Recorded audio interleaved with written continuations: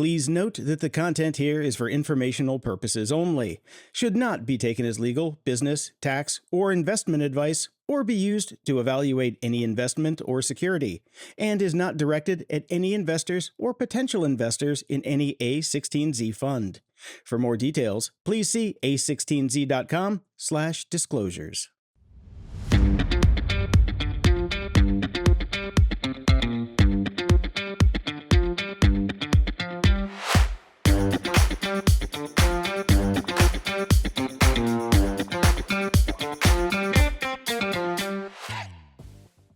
Hello, everyone. This is Doug Campbell-John, and welcome to this week's episode of Revenue Renegades.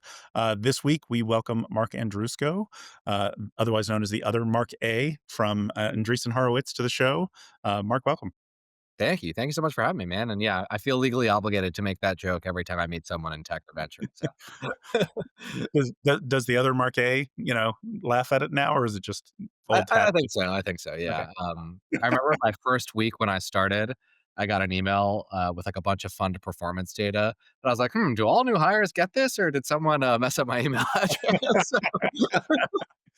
Yeah. Here's your bank statement. It's got a Yeah, few exactly. zeros. Yeah, exactly. That's Mine awesome. is unfortunately probably a lot more depressing than his. But that's Yeah, yeah. okay. Well, for anybody in the world who hasn't heard of Andreessen Horowitz by this point, one of the most famous VC firms in the world, can you just give us a little background on kind of what the firm is about, what sets it apart, and kind of what you focus on there? Yeah, 100%. So Andreessen Horowitz, originally started by Marc Andreessen and Ben Horowitz, big presence out in San Francisco and Menlo Park, sort of classic Silicon Valley, but I work out of our New York office down in Soho. And yeah, we're really looking to back generational companies sort of across the board, across different categories, across different stages and sizes. And we've sort of been purpose built to be able to do any sort of round at any sort of time. So I'm an investor in our $1 billion plus AI apps fund, largely focused on the application layer. But we have colleagues who spend all their time on infrastructure, on American dynamism, on crypto, on bio and healthcare, on gaming. The list sort of goes on and on. So yeah, I'd say probably what we're best known for is traditionally in venture capital, kind of up until the early 2000s, the prevailing school of thought was, okay, you find a really smart technical entrepreneur, you invest in that entrepreneur to build a novel technology product. That entrepreneur gets that technology product from 0 to 1, and then the VCs sort of helicopter in some sort of professional manager to then take over as the CEO. And I think having been entrepreneurs themselves, Mark and Ben sort of took issue with that approach and said, founders are the best people to lead their companies indefinitely. Why don't we create the venture capital firm that supports them to do that in perpetuity? And thus the idea of this like platform was born, which is now quite conventional in Silicon Valley. But even in today's market, the size and sort of breadth of capabilities of our platform is really unparalleled. The firm employs roughly 600 people, and I think 75 of us are on the investing side. So the vast majority of the balance, 500 plus, are sort of solely in service of portfolio companies once we've invested. And I think that's a really magical thing because it just gives founders a ton of leverage to basically be able to do what they're great at and then lean on the firm and the tremendous networks that we've built to be able to help them where they need help. So I'm not going to talk about any of those functions in detail, but it's really an amazing war machine to see in action. It is amazing. I was blown away when I heard about how many people were in there, and especially as you said, that mix of kind of the operational partners and kind of helping out things. And I remember when Andreessen Horowitz hit the scene, and that notion of like it's not just a check, right? It's this entire support infrastructure, and obviously like lots of folks have copied in small and medium ways, but I don't think anybody does it at the scale, and Andreessen does it. Yeah. Yeah. Yeah, no, I think it's tough, like, if you wanna have a platform team but keep things small, you've got a few people who are doing, trying to help your portfolio company sell their products to corporates. They're trying to also help you recruit a VP of sales, but that same person is also trying to help you recruit a senior IC in engineering. Like, it's just very hard to do any of those tasks discreetly well, let alone all of them. And so I think having people who can really spend 100% of their time becoming experts and sort of building world-class networks in each of those discrete functions is just a huge differentiator. And I feel lucky to have it at my disposal as one of the investors here. Um, and then, yeah, as an investor, you still are sort of the key touch point, the sort of quarterback for the founder and entrepreneur relationship. So it's certainly not in replacement of any sort of relationship with your actual board member or your investor. It's just everything on steroids, basically. Yeah, I think the other aha that really struck me when I first heard about Andreessen Horowitz or A16Z, which I also love that name. The was the idea of just investing at any stage, which I think was pretty radical at the time too, because I think at the time you'd have like, hey, we're an early stage fund, we're a late stage fund, and I think what Mark and Ben realized is like there are a few winners each year, and let's just figure out who they are and put in whatever money we need to at whatever stage to kind of get our foot in the door of that company. And I think that was pretty radical at the time. Definitely. And I think that remains, not the sole focus of venture capital today, but I think everyone knows, or it's very popular refrain to say that venture capital is a power law business. Yeah. In that, the vast majority of the returns come from a small handful of companies that become winner take all, winner take most type of outcomes. And it's our job to try and, find and pick and win those deals and then help those entrepreneurs best that we can. And yeah, but doing that across stages is essential, especially in a market like today's, where there have never been more things that are working faster. There have never been as many smart people starting companies at such rapid clips.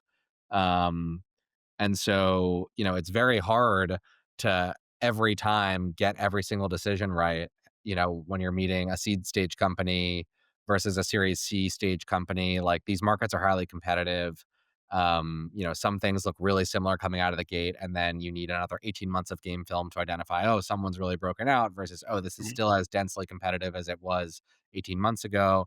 And so just having the flexibility and the sort of organizational structure to be able to, you know, with equal proficiency, go out and prosecute that seed stage opportunity where it's, a very small but mighty founding team with nothing but a deck, and just huge chips on their shoulders or like amazing domain expertise versus, a 500 person operation that just hit 100 million of ARR and wants to raise a giant pre IPO round.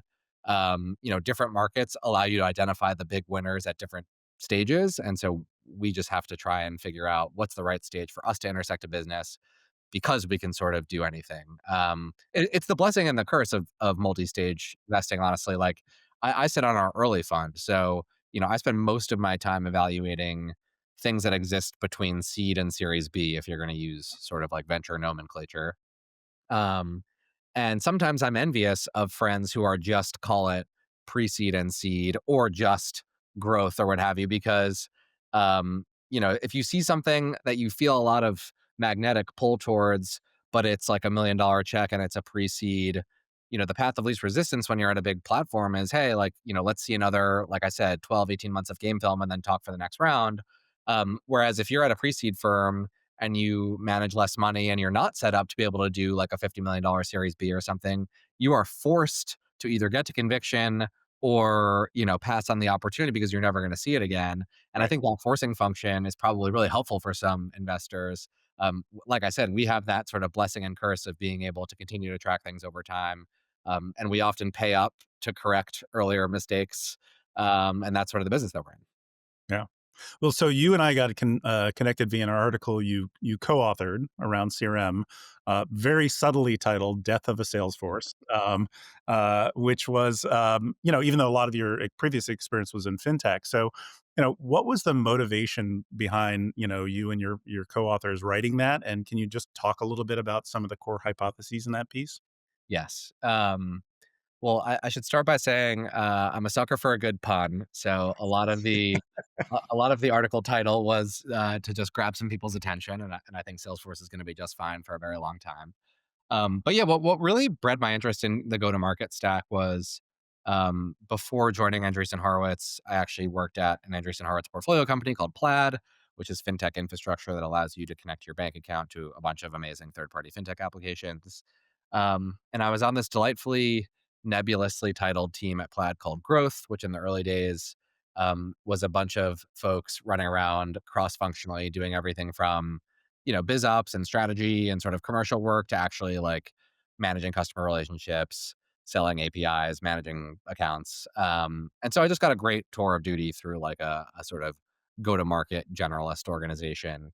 Um, and one of the tasks that I raised my hand to sort of undertake on my own was like leading our sort of customer satisfaction NPS like North Star goal of basically, Mhm. I think we had four company-wide goals when I joined. One of them was like improve customer love and loyalty, something like that.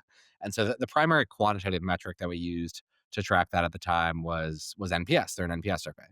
And so trying to herd the cats to figure out how to appropriately conduct the NPS survey, but then much more importantly, like actually get throughput from it and figure out like how do we take this data and then harvest it into an appropriately informed product roadmap and deliver like a prioritized set of requests to EPD leadership that basically say like, hey, if we build this stuff, we will unlock X amount of ARR from existing accounts and then Y amount of ARR from prospects in the funnel. And despite the fact that that sounds like it should be a pretty easy task, it was like a nightmare of cross functional coordination and cross system coordination. Because basically, you're administering the survey in something like a Qualtrics.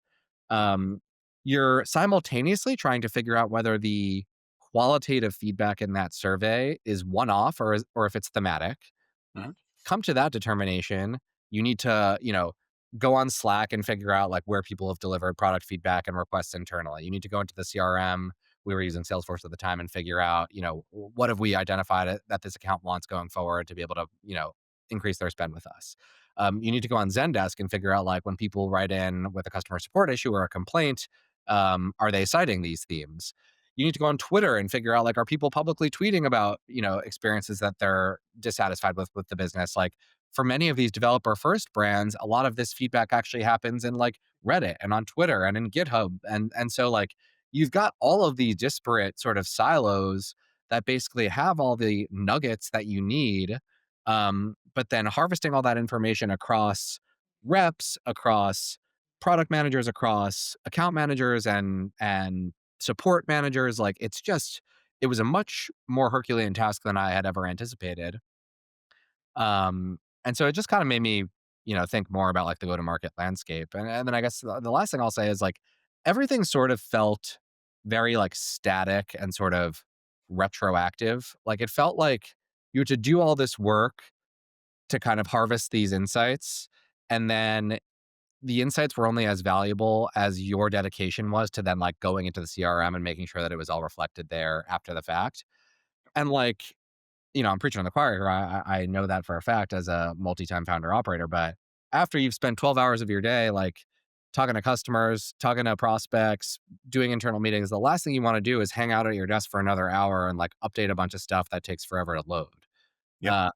And so, yeah, I think like what's fun about doing this job is being able to do it with empathy for like the software buyer or empathy for the entrepreneur. And so, despite having spent a lot of my time studying like fintech business models and working at Goldman Sachs for 6 years and being intimately familiar with financial services, I just really liked that I had sort of like lived and breathed some of this go to market pain, and I figured let's go down the rabbit hole. So it's interesting because I mean, like as you know, like CRMs don't really die. I mean, like there's still people using. I mean, like every decade, there's been kind of a new player that's come Yep. around since like Desktop Act, and then Siebel, and then Salesforce, and obviously HubSpot, and a lot of other players in between. Um, but they kind of like there's a new wave that kind of comes in, and there's this disruption, and obviously AI is the biggest disruption of our lifetime. Um, but like there's it's interesting. There are folks that are arguing, mostly incumbents, that the incumbents are going to win this time. It's not going to be the upstarts this time. So, what's your thought about like where does the kind of advantage lie on kind of startups versus incumbents for this Yep. cycle? No, it's a great question. So I was reading a survey the other day that I found provocative and that I think is an appropriate segue into your point about CRMs, legacy CRMs don't die.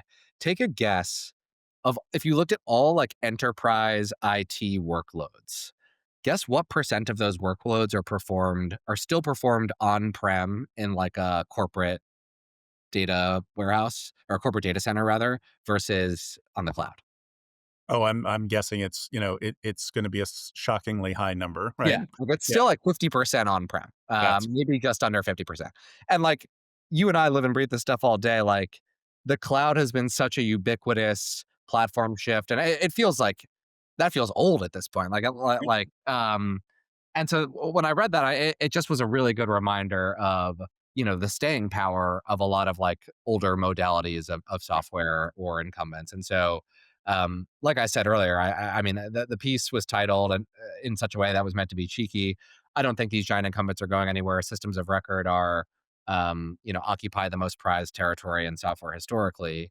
Um, I do think that there's still a lot of opportunity for startups, and I think there's like a few nuances at play here. So, um, the first thing that I like to say is like my partner Alex Rampell has this saying that the best companies take hostages, not customers. Mhm. Um, which is kind of, once you've done the Herculean task of becoming that system of record, which is much easier said than done, it does become very hard to leave and migrate into something else because you own some sort of foundational unit about either the internal or external goings of your business, right? So Mhm. I think that is, of course, why churning from CRM is very hard. And then, of course, CRM is like one of the most horizontal and ubiquitous software categories. The market is enormous. And so there will be room for many players.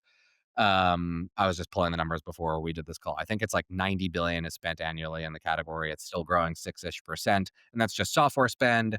If it doesn't even contemplate like all the labor spend that sort of surrounds the CRM. And then certainly I've been calling this category like shadow CRM spend, which is all the folks who are doing CRM, but in like Excel or Notion or Airtable or whatever. So, point being, giant market, lots of room to capture share.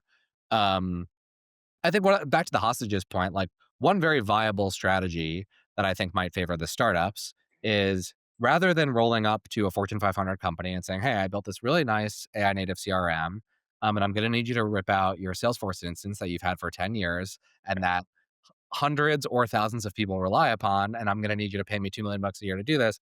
That feels really hard, even for where we are in this like AI product cycle. Yep. But you can imagine coffee being a great example. Like, what if you become the default, much more fully automated AI native CRM that every YC company uses? And Mhm. it's just like by default, you're capturing some large percentage, I don't know, 70% of like YC other accelerator sort of cohort batches.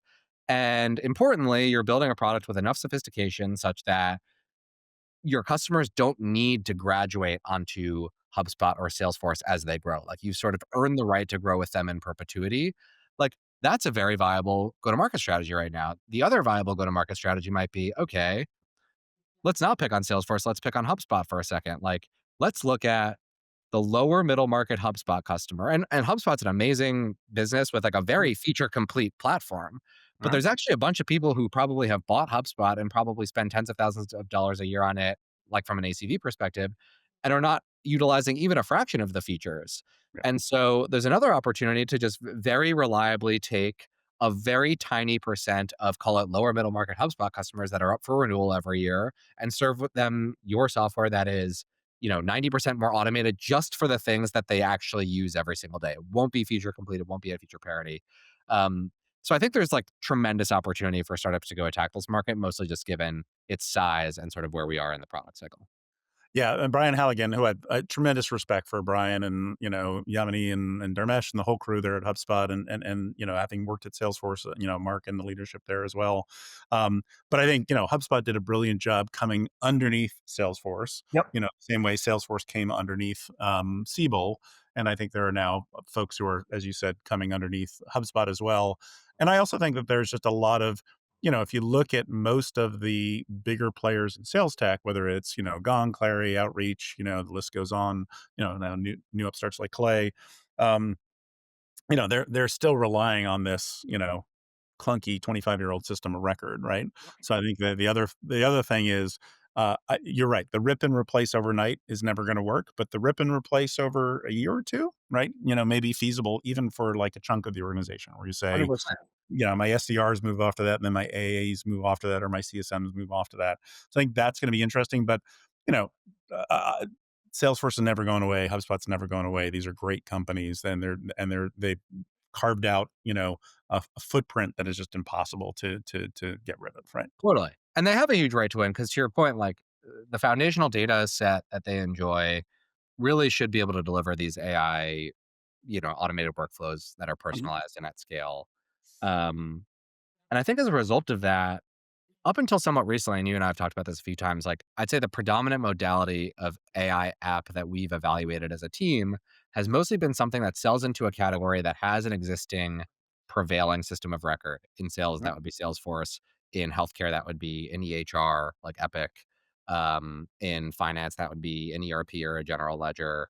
Like a NetSuite or a Mm. QuickBooks. And I would say the easiest way to sort of build an AI wedge was figure out some manual workflow that you could automate with like a voice agent or something that could basically, you know, automate or replace a clunky human driven process, Yep. feed the results of that automation, play nicely with the system of record, and Mm. sort of like communicate bidirectionally and everyone wins.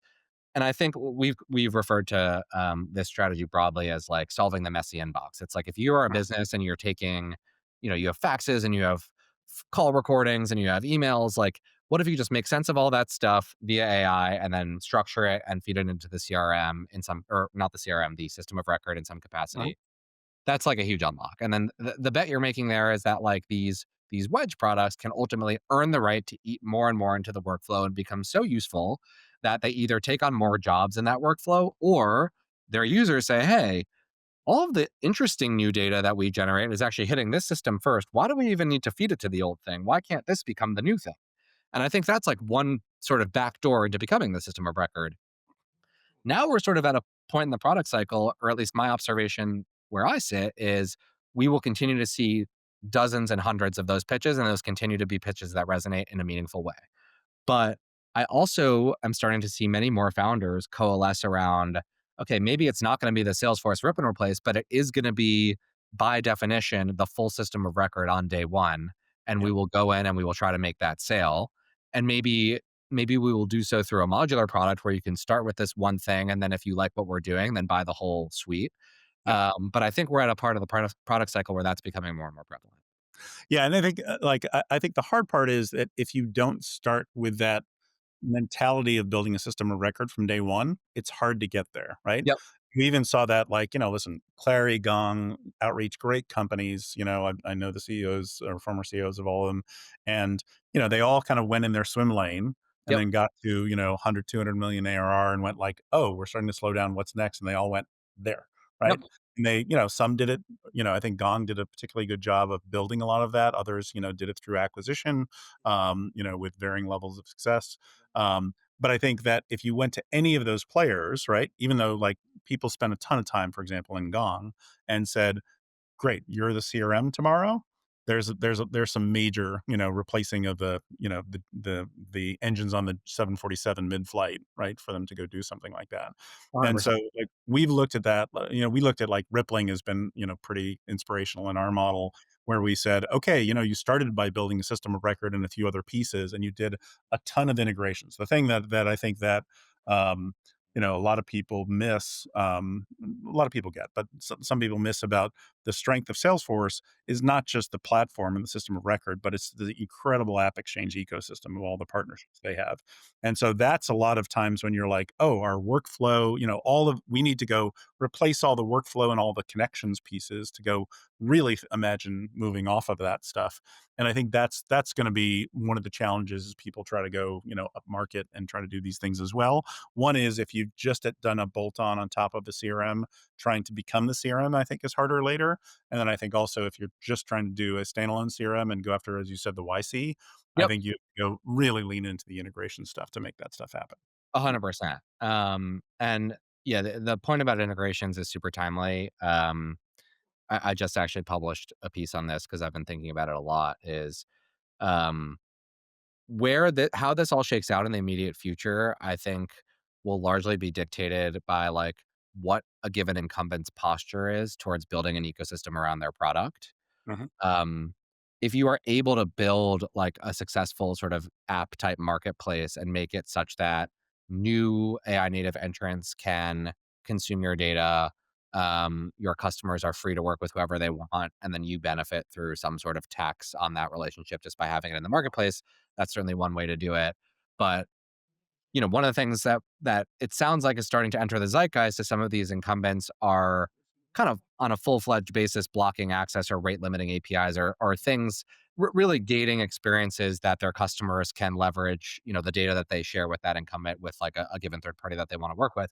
And I think that's a really slippery slope. Like I understand the motivation to do it. It's like you want to protect the home turf. You want to flex the fact that you do have this moat, and you're not super eager to necessarily let new players enter your domain. Um, but I think customers have like a lot of choice, and I think it's like there has to be some sort of happy middle ground where incumbents can sort of leverage all of the hard work that they've put in over the years and their foundational customer relationships, but also figure out ways to play nicely with like the best in class new tools. Um, I'll call upon my Plaid experience again. Like you would think if you've been, a customer of Chase for 20 years, your ultimate loyalty in consumer banking or your personal finances lies with Chase.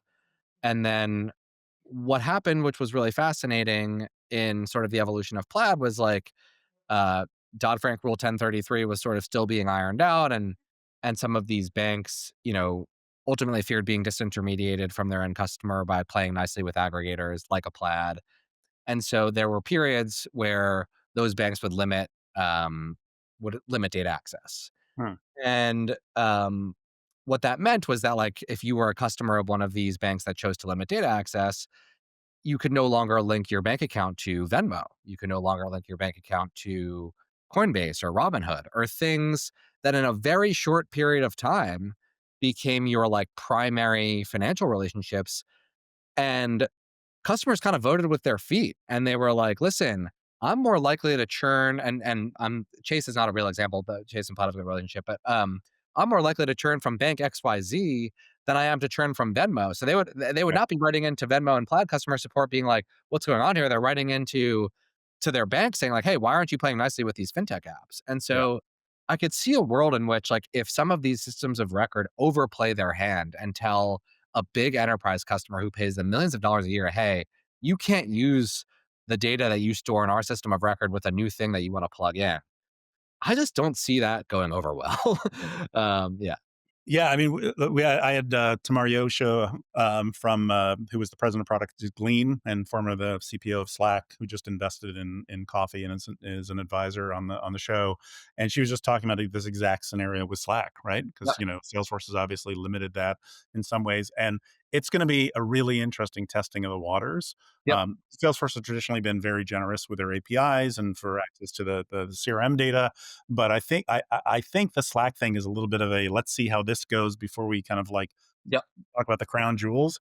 And I think to your point, the customers have tremendous power in especially like 25 years of a understood access to certain amounts of data to suddenly to rip that away is going to be challenging. 100%. And I think this actually ties into another theme that's like somewhat orthogonal from what we're discussing, but is a hot topic in venture circles, which is everyone loves to talk about the appetite for like forward deployed right now, like the Mhm. palantirization of everything, Mhm. which is basically lean teams can do more with less. And you can march into an incumbent now and say, instead of saying, hey, I built this product, it exists in this box. Does that box satisfy your need or pain point? It's more like, hey, we're a bunch of really smart AI engineers who want to shadow your most manual parts of your business and build custom automations for you. But Mhm. because of the new cost structure of the AI native lean team startup, you can still do that at 70%, 80% gross margin and kind of build this like much more scalable, much more Silicon Valley esque kind of services y forward business. Hmm. Why that relates to the point we're making about customers have a lot of choice is like there was some very splashy headline. I think it was probably 18 months ago at this point where I think it was Klarna had chosen to churn from like maybe Yeah. Workday and Salesforce or two like very foundational systems of record SaaS apps that they were certainly spending millions and millions of dollars on. And it sounded like what they churned in favor of was like some sort of combination of homegrown systems plus, custom deployed things with, I think it was OpenAI. I can't Mhm. remember. But you could imagine going back to the point of customers having the leverage. Like, I'm sure there's a lot of appetite at these large platform companies, at these large model companies, where they're like, "Yeah, sure, we're happy to build custom stuff alongside you because we can do that in this environment, and the business model allows it, and the organizational structure allows it." And so I think that choice is going to really come into play here as we think about data access going forward. Didn't Klarna end up going back though? Yeah. So I think they they did walk this back. I don't exactly know where it played out, and I should look that up. But I think the broader point still remains. Yeah, and when that first came out, I was like, "Listen, this story isn't new." I mean, like I remember, you know, as you know, especially in FinServe, like Goldman Sachs would, build tons of custom stuff themselves, and we're like, "We can't use a cloud CRM. We're going to go build our own stuff." And then over time, these things go through cycles. I was on the trading floor in 20 as recently as 2013, 2014, and Goldman wanted a new CRM and didn't buy Salesforce. It was like, let's build a homegrown thing, which just that was so embedded in the culture of these banks at the time. I think it's changed a lot. Actually, the things I'm most excited about in fintech are that I think that the types of people that are building like B2B fintech for hardcore capital market stuff, plus the buying behavior and appetite at these banks has changed a lot in the last decade plus since I was on the trading floor. But I'll never forget, like, it was called Smart CRM. It was exactly what you think it might have looked and felt like. And Uh, we were so well into the cloud era at that point that it would have been very easy to just grab some Salesforce licenses and do, what I'm sure wealth management firms had already been doing for a while with Salesforce Financial Services Cloud or whatever. But it just wasn't in the culture. It's so interesting. yeah. Sorry to cut you off. Yeah. No, no, no, no. It's fascinating though, but I do think that the customization, the stuff that previously was like, I've got to go buy another, app for that, or, I've got to just live with what the vendor is providing for me. I think those kind of limits are eroding very quickly. Are like where it's almost like I was talking to somebody who was describing their product stack as lovable for GTM, right? Yep. And I think that notion of just being like, here's the things I need to go build. How do you give me the toolkit to go do that and make that easier? And it's not that software goes away, but I just think that it starts to look a little different, right? Yep. In that. Totally Yeah. agree. Totally agree. You talked a lot about like let's talk a little bit about silos, because I think also in kind of the go to market world in particular, and I think Rippling saw this in the kind of the inside the firewall kind of space of HR, IT, finance. These silos starting to go, the boundaries starting to go away a little bit and merge. How do you think that's going to kind of happen or take Yeah. place? No, so this is a topic of conversation at almost every single board meeting right now. Like, I think a lot of folks are keen to understand, what does the AI native workforce look like? Uh-huh. And I think the path of least resistance of hiring, typically, if you need a leadership role, is like, go find someone who was prolific at this in the last era and then bring them in to sort of like run the playbook. And we're seeing more and more founders start to question that and say, okay, like, just because something worked in the pre AI era doesn't mean it's the right sort of organizational setup or workflow to work in the AI native era. And so we're seeing more and more organizations adapt or adopt to sort of having like younger, high slope, sort of fresh piece of paper thinkers come in and figure out like, what's the right way to do this now that we can actually automate a bunch of this grunt work that we couldn't have done in the previous era. I think my hot take with respect to like, um, the silos that exist in GTM orgs is that the current setup is just fundamentally like not customer centric, in my opinion. I think whether you work at a large enterprise, at a scrappy startup, you've got these pretty distinct fiefdoms that exist between marketing, partnerships or BD, sales, and then post sales, like account management and customer success. And it's largely this battle for like attribution and credit. Yeah. And that to me is just the opposite of customer centric, because if you're going to pay each of those functions discretely on like the number of leads they generate, but who knows if they're quality leads, and then the number of deals they close, but then who knows if they churn, and then, the number of upsells you drive, but then there's a certain amount of months where that should actually be credited to the AE. Like, it feels very antiquated to me. And I think if you think about, again, coffee being a great example. If you think, and before we get into coffee, like my favorite thing about what mirrors the silos of the sales and go to market people structure, the only more acute manifestation of silliness is this typical software stack for the go to market Right. org. Like, one founder who I was talking about with his like GTM related startup led with this amazing slide, and it was like, your typical growth stage software company, I don't know, Series D, 800 people, spends like $2.5 million a year on go-to-market tools, and there's 20 of them. And, you walk through every single element of it, and it's the data piece and intelligent prospecting. It's then actually generating the lead. It's like the marketing collateral. It's tracking and reporting and demoing and meeting bots. Like there are so many things. And so now that the coffees of the world are coming into existence, the premise of many of those, and you should keep me honest on this, is like you can actually consolidate a lot of that spend and a lot of that functionality under one roof. Yep.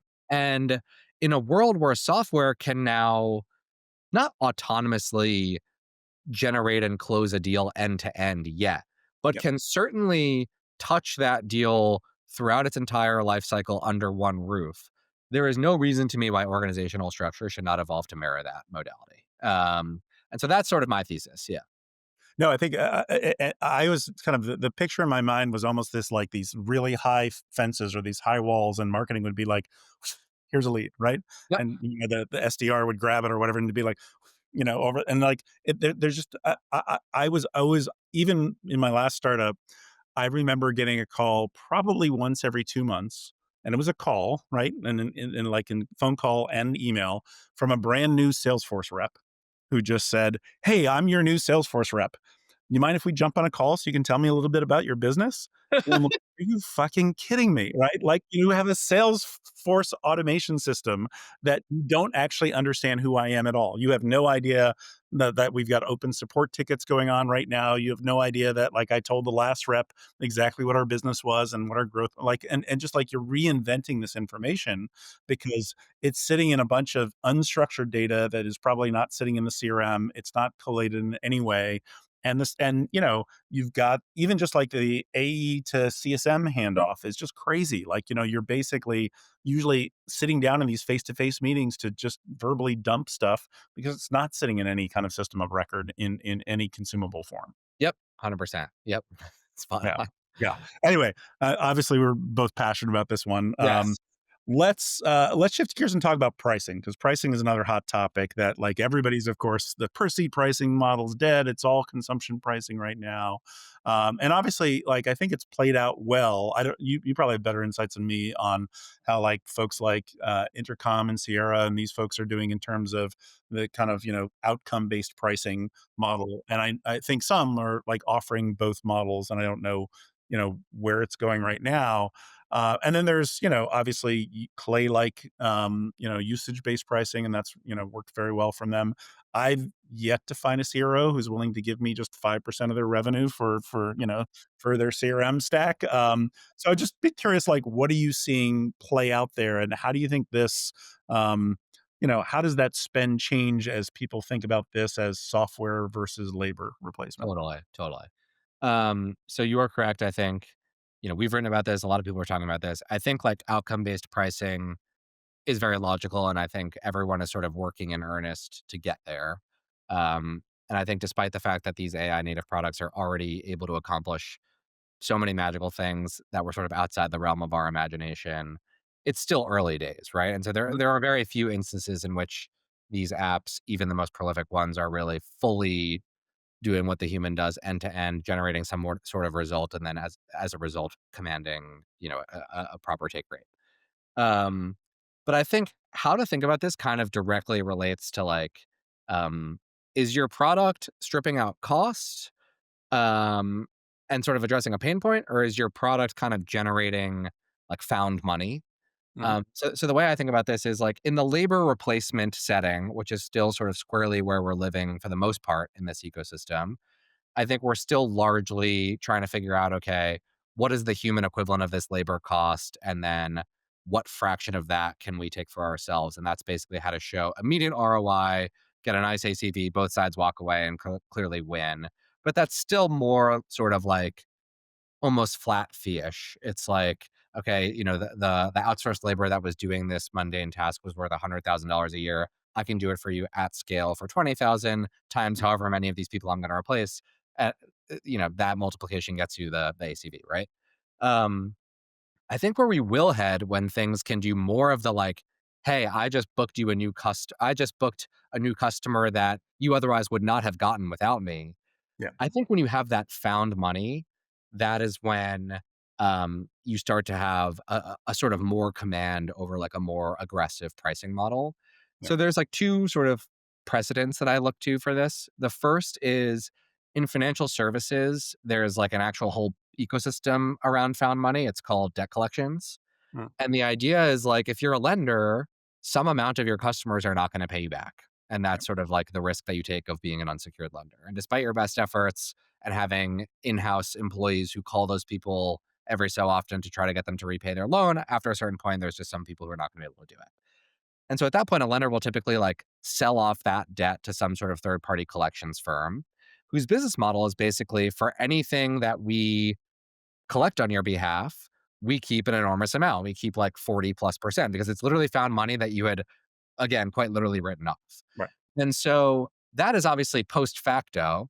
What I'm describing is like, imagine if coffee got so good where, even if it was small ACV, like the sort of outbound part of it was able to identify a prospect at the moment of intent, and it's a low ACV product and you can close them on the spot. I think the willingness to pay up some percent of that first year's revenue should absolutely enter the atmosphere. I just don't think that like the products are quite there yet. So anyway, yeah. That's also, yeah. I mean, like I was described, like when I was running Sales Navigator at LinkedIn, I was like, the perfect sales product would be like, here's the people who are looking to buy your product right now. Yep. Here's people who are looking, the next layer of the onion is here's people who are looking to buy someone in a category of your product, right? Here are folks who should be buying like there's this set of things, and everything we do in go to market and marketing is these multiple steps removed from ultimately that purity. Yeah, And what you're describing is like if you can basically get closer to the iron, right, in what your process does, you're effectively being a much more effective marketing spend in some ways, right? totally. Yeah, The second sort of precedent that I was thinking about is I have a portfolio company called Eve, which is an AI platform for plaintiff litigators. So nothing to do with sales tech, but I think analogy holds, which is if you sell a piece of legal software into a white shoe firm that allows them to, fire a bunch of junior labor or whatever. Again, you're sort of in the labor replacement cost savings mechanism, and mhm, your business model will be a result of that. If you're Eve, which sells again to plaintiff litigators, so that their lifeblood is contingency based work. They don't get paid billable hours. They take on cases and then they keep a percent of the settlement or you know um, outcome of those cases, right? And so now you've built a platform where a plaintiff litigator can take on 5 times, 10 times the amount of casework that they could have previously. And as a result, make a lot more money. And the willingness to pay for something that helps them double or triple or quadruple their income is probably a lot higher than something that just strips out like a fixed amount of cost. And so, again, I just think when we work towards a world in which we're actually helping people book more business models will totally evolve. does that mean I'm going to start seeing Eve billboards on the I'm not sure yeah, about yeah, that. if I've gotten into a motorcycle accident, kind of Galeno in Barnes, yeah. better call Saul. Yeah. Um, uh, so let's talk a little bit about benchmarks, because I mean, like, there's some crazy ARR benchmarks obviously happening right now with especially a lot of the dev tool, the vibe coding platforms. Um, you know, in your viewpoint, like, has this changed what the metrics are for you for a SaaS startup coming in? Are we kind of like, is this a bubble, or if we kind of permanently change, like, this is what the new Series A, Series B benchmarks are? Yeah, it's a great question.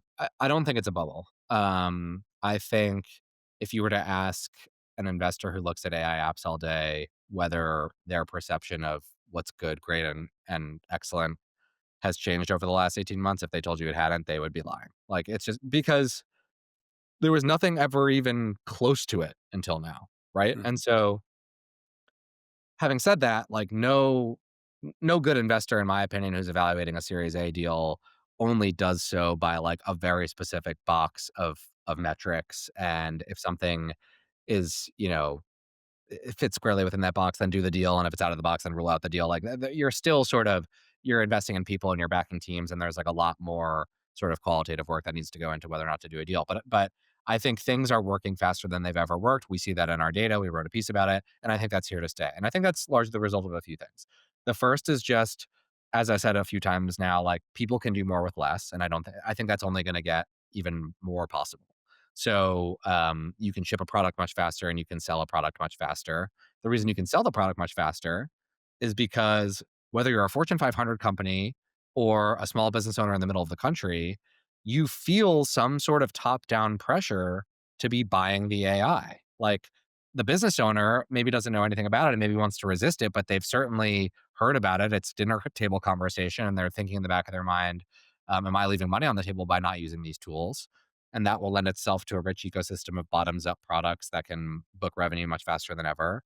But in the enterprise, even more prevalent is you've got a board member who's literally putting pressure on the CEO to say, you need to buy the AI. And the Mhm. CEO is like, well, I don't know what to buy. I'm gonna task like a chief innovation person. They'll buy the AI. And now for the first time, you've got a software buyer who's actually incentivized to want to spend a lot of money on software so that they can go to the CEO and be like, not only did I buy the AI, I bought $2 million worth of it. And that's really different. And that means that these 6-person teams who could never have made it through vendor risk management and procurement now actually have a senior champion who can spend 7 figures with them in the first 6 months that they're in business. Wow. And part of that is this like these macro tailwinds that I describe, but part of that is also because of the labor replacement stuff we're talking about. Like if you are a big financial institution and you're running a big call center in the middle of the country, and that call center has 100 FTEs who get paid comp and benefits and have a real estate footprint, like, and now I bring you a voice agent that can not only do what they do, it often I mean, this is crazy to me because it sounds like I'm just a hype man, but like it's doing the job to a greater degree of efficiency than the humans do the job. It's Right. having better results. It's not only doing it cheaper. Right. And so that combination of things allows you to walk into that big financial institution and be like, you know, your footprint for this in-person call center is $10 million a year. I'll do this for you for 3. Yeah. And like now you've got huge cost savings on the buyer's part. You've got the biggest ever ACV for a 6-person company that's been at it for 6 months. Right. And you can go repeat that at every big, FI that has the same call center down the road, right? So I just don't see that changing. Like that makes sense to me. So let's loop this back to the first part of our conversation, because if you take that presumption and then you suddenly say you can do this with a 6-person company, and you're suddenly getting to these large ACV, the ARR numbers, what happens to late stage VC? It's a great question. Look, I think at the end of the day, um, there is still this sort of dynamic that exists in the startup ecosystem, which is the idea of like preferential resource attachment. Mhm. And this gets back to how venture can be this sort of power law, winner take all type of thing, even in places where the business model is not explicitly winner take all. Like the classic winner take all business model is obviously like the network effects, right? But even if Right. you're just talking about critical AI or something, you look at a company like Harvey. We're not investors in Harvey, but Harvey has sort of been the darling of legal tech from the beginning. Yeah. And I don't know that that has anything to do with the specific type of business model they have. I'm sure the product is good. I don't know how much better it is than the dozens of other legal AI companies that sell into the firms. And yet, part of why I believe Harvey has the juice is they've raised money from great venture capitalists. And as a result of that, they've hired the most talented people that have amazing resumes. And it creates this like self fulfilling prophecy. And I still think that will exist. Mm. Like, I do think that there will be a subset of founders who actually want no part of that game, and they want to build a 10-person startup and get it to $1 billion of enterprise value, or run it for cash, or like the opportunities are endless. Yep. Uh, um, but I still think there will be a group of highly, highly ambitious um, tech founders and operators who want to build the 100, 200, $500 billion juggernaut. And I still think the path of least resistance to give that business lifeblood and to give it the juice is raising late stage venture capital from great firms who can support you with much more than just the money. Yeah, I agree. I'm hearing, I hear more than ever before the kind of, you know, bootstrap it completely, voices on LinkedIn, plus also or just raise a seed and raise an A and you're done kind of voices. But to your point, I think the big winners are Yep, going to stop there. Yeah. totally. Yeah. And I think the level of ambition in the market right now is just sort of unparalleled. Like you see some of these model companies, what they're able to accomplish in 18, 24, 36 months. And I think now, you know, like $1 trillion companies are sort of the new moniker for like billion, $100 billion company. Like it just feels all inflated, but in a good way. Like people are really striving for just insane next level outcomes. And I think, despite the fact that you can do more with less, and I stand by that, like you still need lots and lots of capital to sort of bring that vision into fruition. Yeah, it's wild to me because I remember on the cusp of, I think Microsoft was the first one that was crossing into $1 trillion Yeah. territory, and it was like, that's nutty, Yeah. and now it's like 4, right? It's like, Unimaginable. Yeah. it's Yeah. just crazy, just I insane. was, I'll botch this a little bit, but the other day, I think it was Meta and Microsoft might have released earnings, and I think something that was said in the earnings seemed to suggest that their AI efforts were going well, and the stocks popped like 2 and 6%, something that sounded really trivial. And then the report that I read on this, it was like a Bloomberg article, said between the two of them, they added something like $480 billion of market cap, which is the entire market cap of Europe. Right. And I was like, this is just bananas. Like, No, this is, someone in an earnings transcript said that like AI is paying off, and then you added an entire continent worth of market cap. Like, what are we talking? I mean, bananas. Yeah. yeah, it is bananas, but fun bananas. I'm Yeah. having a blast. I don't Yeah. know, like, I've been doing this for a while, and I'm having more fun than I've ever had, Oh, and 100%. Yeah. yeah, The energy level is just very, very high. yeah. And I feel lucky to be surrounded by it. Same. Well, I know we're running up on time, so let me shift gears and like let's learn just a little bit about Mark in the end here. So, Yes. tell the listeners something we'd be surprised to know about you. Oh, this one's pretty easy. And not something many of my friends or my adult friends know.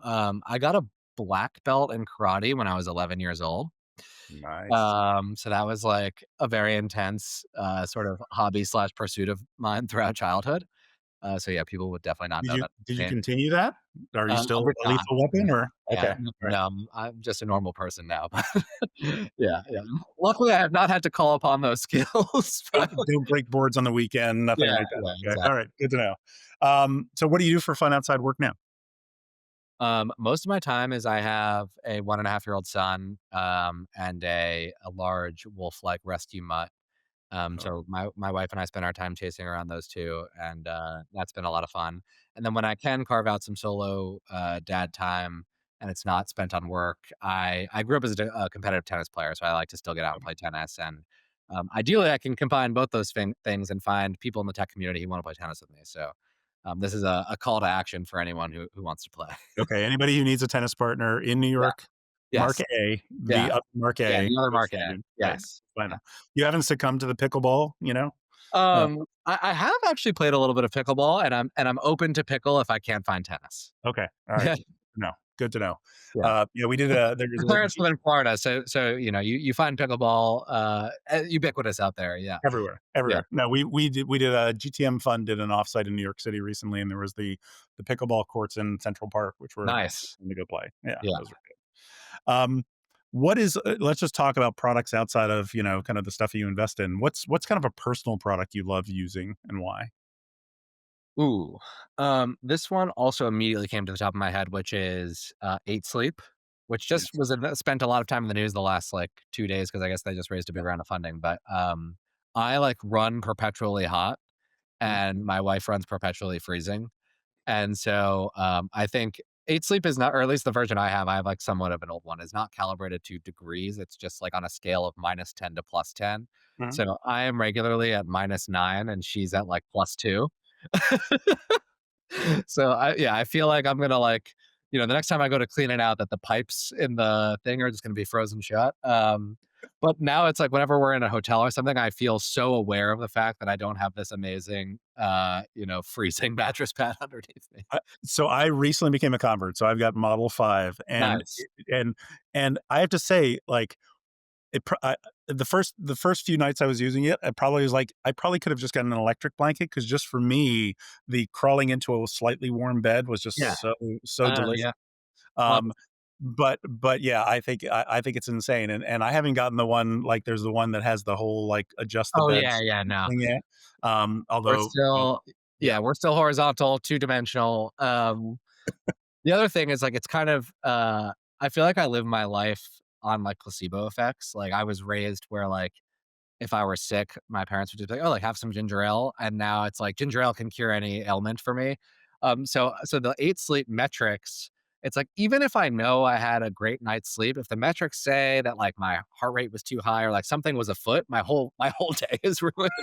so so I need to get better about the placebo effect in some settings. Yeah. Yeah, I think I'm Whoop and 8 Sleep and all Oh, of it nice. over measured. Yeah, for Yes. sure. And then just finally, how can our listeners stay in touch with you and kind of help you on your journey? I appreciate you asking. Yeah, I do my best to I prior to joining this firm, I wasn't tweeting a lot about software or writing a lot of blogs about it. And I think one of the many blessings of working here is sort of having a platform to do that. So, I'm often trying to put out pieces that summarize things I'm thinking about or things I'm coming across in the ecosystem. Those are usually on our website or on my Twitter or LinkedIn. So yeah, at Mandrusko1, that's me. Sounds Uh great. yeah, appreciate it. Mark, thank you so much for your time. I love this conversation. Yeah, me too. Thanks so much for having me. It was a pleasure.